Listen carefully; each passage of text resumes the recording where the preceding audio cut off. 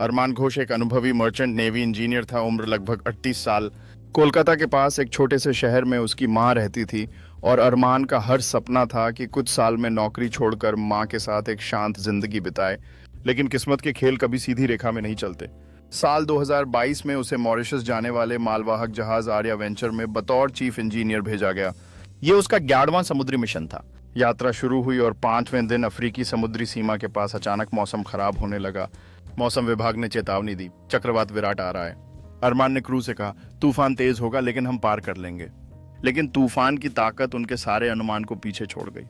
तेज हवाएं, ऊंची लहरें, बिजली की गड़गड़ाहट और 18 घंटे लगातार तबाही। जहाज के हिस्से टूटने लगे, कंटेनर समुद्र में गिर गए, इंजन रुक गया और आखिरकार जहाज समुद्र में डूब गया। सारे लोग इधर उधर बह गए। कुछ ने लाइफ जैकेट पहनी, कुछ के पास राफ्ट थे, लेकिन अंधेरे, बारिश और लहरों के बीच कोई एक दूसरे को पहचान नहीं पाया। अरमान एक छोटे आधे फूले हुए इन्फ्लेटेबल लाइफ राफ्ट में था। पास में एक पानी की बोतल, कुछ बिस्किट, एक प्लास्टिक शीट और टूटा हुआ जीपीएस था। ये था उसकी जिंदगी का असली इम्तिहान। शुरू हुआ समंदर से 200 दिन तक सीधा युद्ध। पहले दिन तो उम्मीद थी कि कोई रेस्क्यू टीम आएगी। उसने जीपीएस ऑन किया, सिग्नल भेजे, पटाखे जलाए, लेकिन तूफान ने सब खराब कर दिया।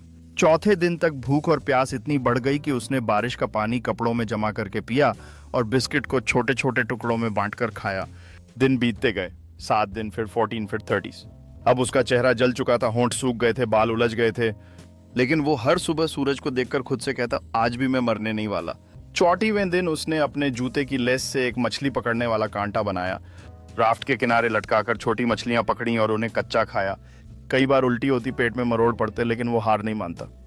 पर फिर उसने उसी आंसुओं से अपना चेहरा धोया और कहा, नहीं, अभी नहीं, अभी मां की गोद में सिर रखना बाकी है।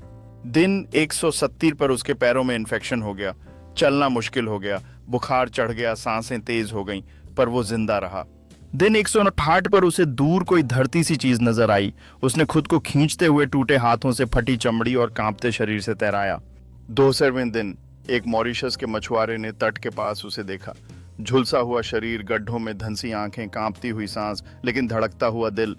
अस्पताल में जब उसे होश आया, डॉक्टर्स ने कहा, you were 10 hours away from death. Bharat में खबर फैल गई। समंदर से लौटे मृत से जीवित की तरह अरमान घर लौटा। माँ ने उसे गले लगाया और सिर्फ इतना कहा, तेरे लौट आने की वजह मेरी दुआ नहीं थी बेटा, तेरी जिद थी। उस दिन के बाद उसने अपने जीवन को एक नए सिरे से जीने का निश्चय किया, यह जानते हुए कि जिंदगी की हर लहर में कुछ सीखने का अवसर होता है। उसने अपने अनुभवों को साझा करना शुरू किया, लोगों को यह बताने के लिए कि कैसे हार मानना कभी विकल्प नहीं होता।